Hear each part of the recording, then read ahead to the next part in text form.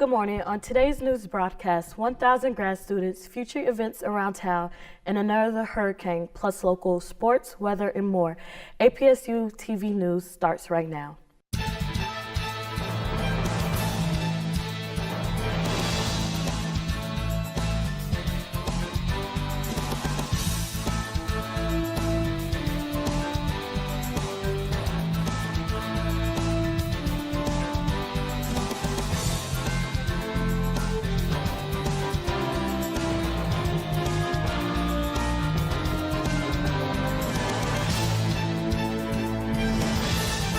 Good morning, I'm Chloe Ellis. And I'm Angela Peterson.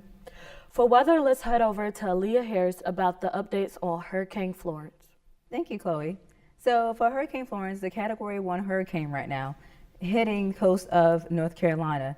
It has winds up to 85 miles per hour. It is currently southwest of Wilmington area. Dozens of people are still waiting to be rescued. More than 1,000 flights have also been canceled on Friday and Saturday. Along the East Coast, the path is continuing to change, so we will continue to track this course. Now for our local weather. So as you see, just for the rest of the week, we're going to have sunny, a little bit of rain, potentially. We are still tracking the hurricane, so technically we're trying to see what's going on. We may get a lot of rain, a lot of wind gusts this week. So for the high, it's going to be sunny, and the temperature is going to be 90 degrees with a low of 68. Mostly sunny tomorrow. And then on Sunday, it's going to be mostly sunny, 84 to 68. Monday, we're seeing 87 with a low of 66. And then we see on Monday, it's going to be 90 to 66. And now back to Angela.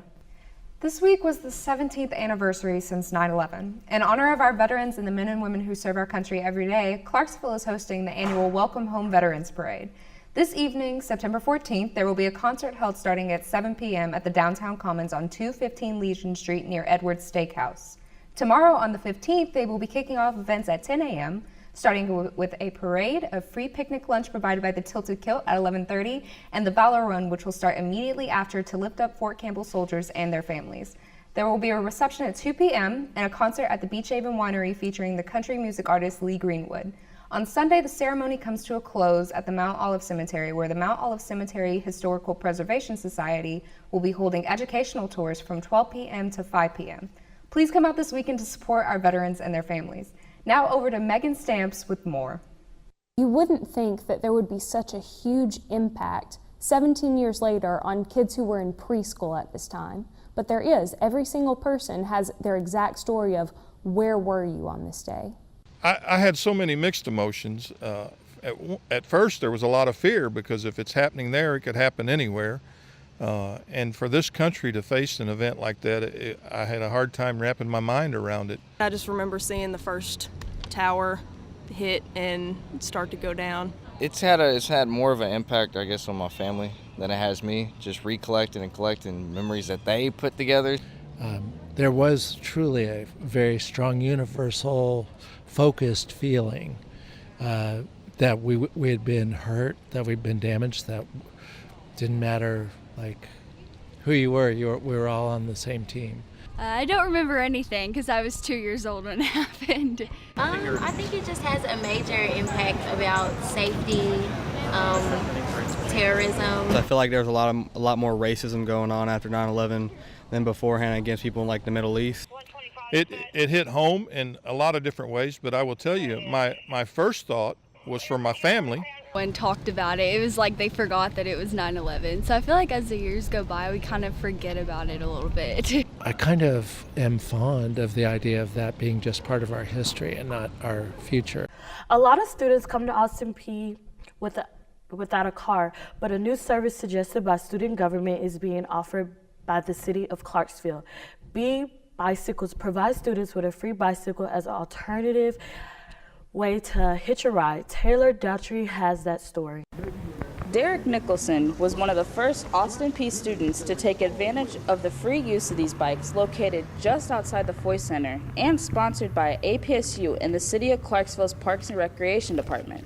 Because I honestly didn't feel like making the walk to Regions to get my money for rent, so yeah. It was way faster because on the walk it said 15 minutes, but I got to the bank in 4.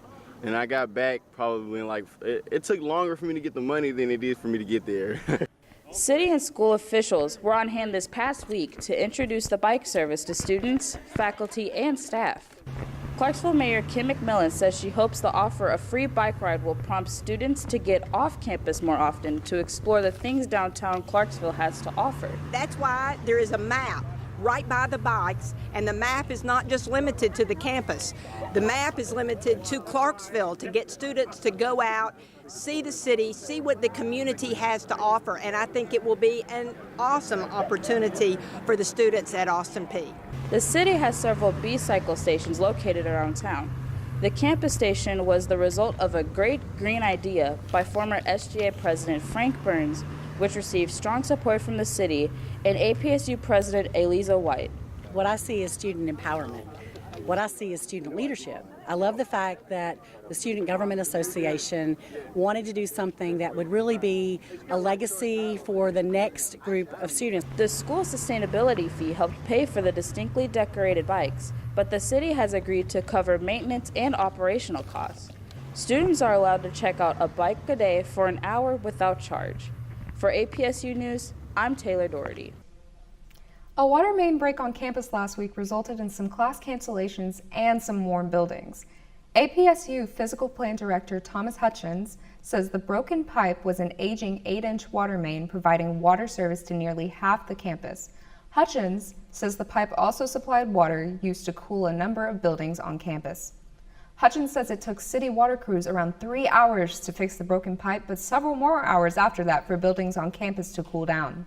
The main thing that was going to take a while to recover from is most of the center part of campus, the cooling of the buildings is from our central plant, chillers and cooling towers, the building that's in there behind the University Center. And as a result, when it doesn't have water, we can't keep the buildings cool. Still ahead, Brice Bement tells us what's happening in the world of sports. APSU-TV News will be right back. Every year, we lose 400 people to carbon monoxide poisoning. 170 of these incidents are from non-automotive consumer products. Poisoning can help to be prevented by installing a CO device in your home, having your appliances serviced by a qualified technician, even having your mechanic regularly touch up on your exhaust systems. Never have your vehicle running in a garage that is connected to a home, or have the garage door closed. How will you lead to a better future? Will you lead through life-changing innovations, or will your leadership shine through the quality of your work? Success is defined by the individual. So it's time to think about the person you want to be and where you will learn to lead through excellence. It's time to become a governor at Austin Peay. Nike has been the topic of many conversations lately because they included the controversial Colin Kaepernick in an ad about standing up for your rights. Malcolm Goines asked people around campus about their thoughts. How do you feel about the whole Colin Kaepernick kneeling situation? First, I was like, I thought it was disrespect, but I found out the cause of why he was doing it, so I was like, okay, I see exactly why. He's not doing it to disrespect the flag anyway, and the flag stands for our first right, it's freedom of speech, so, And then I totally agree with what he's doing because he's trying to show some attention and shed light on that situation, and he's donating money and stuff. So I agree with him. Personal feelings about it are I don't really agree with what he did, but I absolutely agree with his right to do it because, that flag stands for his right to be able to take a knee during at any time. That's what those soldiers fought for, was freedom of speech, was the ability to actually have an opinion and not be censored. And so I think that what the president did in trying to shame him essentially by saying that he was un-American and he shouldn't have done that to the flag, that's disrespectful to the flag itself, and that's disrespectful to the soldiers who actually laid down their lives so that he could do that. People still gonna watch football. They're not gonna stop watching it, based on it. Either it's gonna unite the nation or it's just gonna separate it. For more information on what's happening in sports, let's head over to Brice Bement for a look at your Gov Sports update. Fall sports are back at the Peay. Let's start with our football team. Our Govs shut out Presbyterian 24-0 in the home opener last Saturday. The game was delayed for over an hour before kickoff. The Govs go on the road to play Morehead State Eagles this Saturday at 5 p.m. The game is available online on ESPN and GovSportsNet. Now the ball is rolling in women's soccer. With 2 shutouts last weekend, sophomore Morgan Drury was awarded OVC Offensive Player of the Week, and junior Mary Parker Powell was awarded OVC Goalkeeper of the Week. Drury racked up 2 crucial goals for a comeback win in the Govs game against Chattanooga. Powell had an astonishing 8 saves against Mercer and 4 outstanding saves against Chattanooga. The Govs start conference play as well as have their senior weekend this Friday at 6 p.m. against Bement and again Sunday at noon against Tennessee Tech. Now, our Lady Govs spiked in their 8th win on Tuesday against Alabama A&M Bulldogs with a clean sweep in their home opener. Sophomore Brooke Moore recorded 11 kills, and the team had a total of 11 service aces against the Bulldogs. The Lady Govs go on the road to play in the Rice Adidas Invitational this weekend. Now, onto the golf team. This will be away this week. The men are traveling to Colonial Country Club for the Memphis Intercollegiate, while the women will be headed to Greenbrier Country Club in Lexington, Kentucky for the Morehead States Fall Tournament. In last week's tournament in Pawleys Island, South Carolina, junior Alex Begg finished top 10, shooting 211. The Lady Govs were led by freshman Taylor Dedman, who shot 221 and finished top 20 in her collegiate debut. Senior Wesley Gray led our men with a top 10 finish for the Austin Peay cross country team. Gray finished with the 10K with a time of 27 hours, 14 minutes, and 57 seconds at the UAH Chargers Open. Both senior Caroline Kiblaget and freshman Macy Lay finished top 10 for the Lady Govs. Kiblaget finished with a time of 20 hours, 5 minutes, and 89 seconds, and Lay finished moments later, crossing the finish line with a time of 20 hours, 8 minutes, and 95 seconds. The Governors will be traveling across the state to Memphis, Tennessee for the Rhodes College Invitational this Saturday. Now that's all the time we have for sports. APSU-TV News will be right back. Are you prepared for life outside of college? Probably not yet. Austin Peay's Career Services is there to help you transition to post-grad life. I've had some friends use career services, but I've never used it myself. Whether you need assistance finding a major or preparing for your future career, this free service has all of the tools to guide you. We try to equip students and alumni with the tools that they need to go through that job searching process. They built their resume and it gave like complete relief off of me because I was able to walk out of there and be confident in my next interview. The entire reason of going to college is so that you can actually get a job. So those resources that are available to you in career services are second to none on campus. It's the best place to go to. Stop by room 210 in the Morgan University Center or visit www.apsu.edu/careers. Take the first step into your future today. Welcome back. As the midterm election nears, more and more APSU students may want to get involved in the election process. The first obvious step is to register to vote. And as Meghann Stamps reports, the Student Government Association is trying to help. If you're doing it in paper, you're going to need to use your Social Security.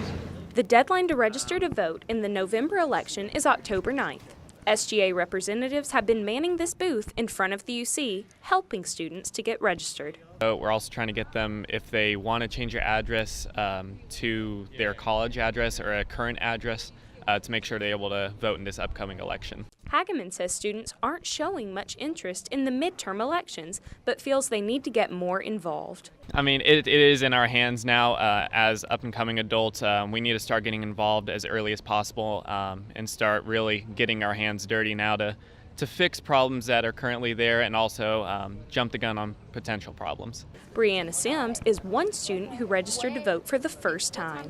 It's something new, something exciting to get into, so it makes you feel like you're a part of the world, so why not? The process is easy and can even be done online through the website of the Tennessee Secretary of State. Sims says no one should think their vote does not count. Yes, I sure hope so. 1 in a million, right? Meghann Stamps, APSU-TV News. Students are also reminded they can still cast ballots in their home county. Absentee ballots can be obtained online, but must be in hands of county election officials by Election Day. The November ballot includes a number of local races, including Clarksville mayor and several council seats. There's also the race for U.S. Senate and House of Representatives, and several races for the Tennessee House. Parking can be a tedious task for everyone on campus. APSU students decide to ask each other's opinions on the parking situation.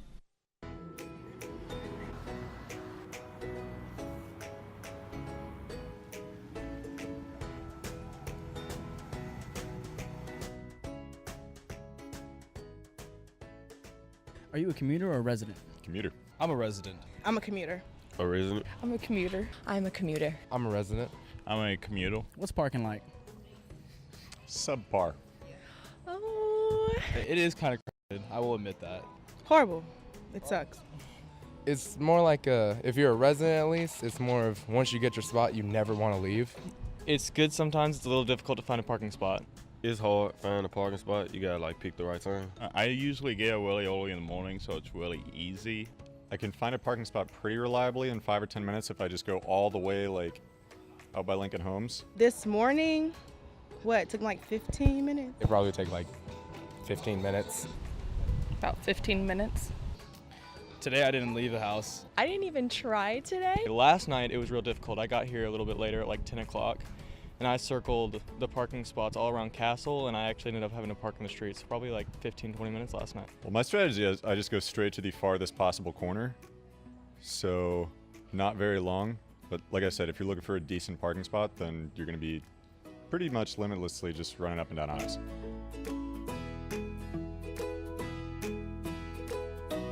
Austin Peay recently accepted their 1,000 graduate student. APSU's Karina Galvan has the story.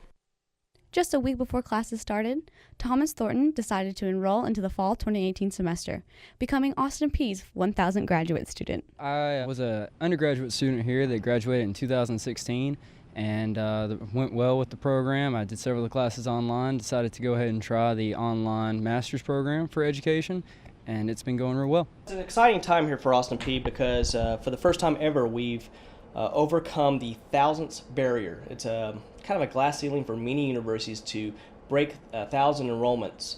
I kind of laughed because all of a sudden I was like teaching and my phone just kept going off enough times that I actually looked down and it's all my old professors going, "Hey, they're talking about you in this meeting." It's kind of daunting to think about coming back to school and studying and how are you going to manage your time? I'm pretty convinced that the faculty here know exactly what you're going through, and they'll be mindful of that and will help guide you as a good advisor would in choosing the right courses at the right time so that you're not struggling. It's easy to keep a job and do the online programs. I don't know about the in-class necessarily, but the online, it's easy to keep going to school and improving your education while also working. When we reached 1,000 students, what that really told me is now we're impacting the community at a much higher level than we have in the past. And these individuals, these graduate students, will come to Austin Peay, gain these skill sets, gain these credentials, and go back into Tennessee, into the job market. Let's go Peay.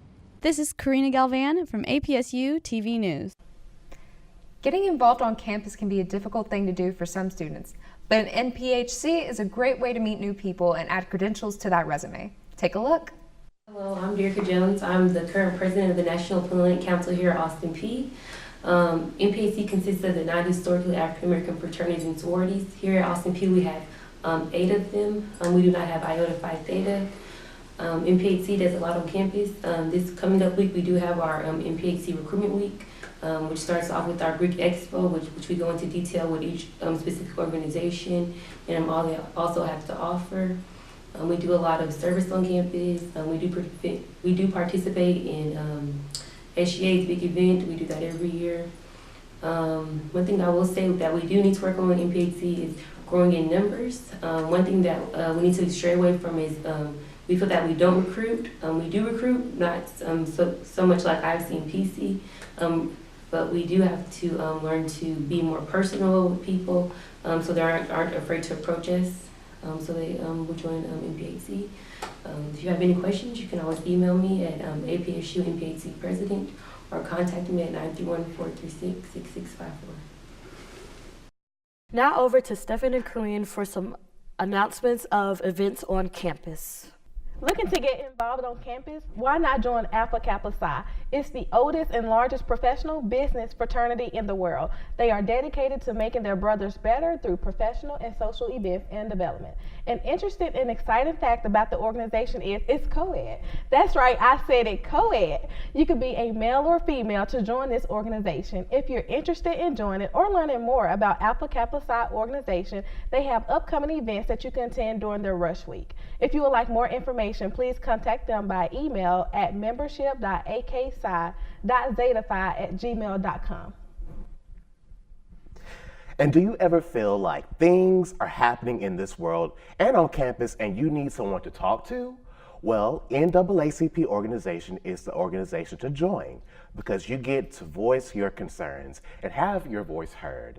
The purpose of their organization is to inspire, motivate, and create interest in civic activities. This organization is for all APSU students, no matter the race or nationality of the student.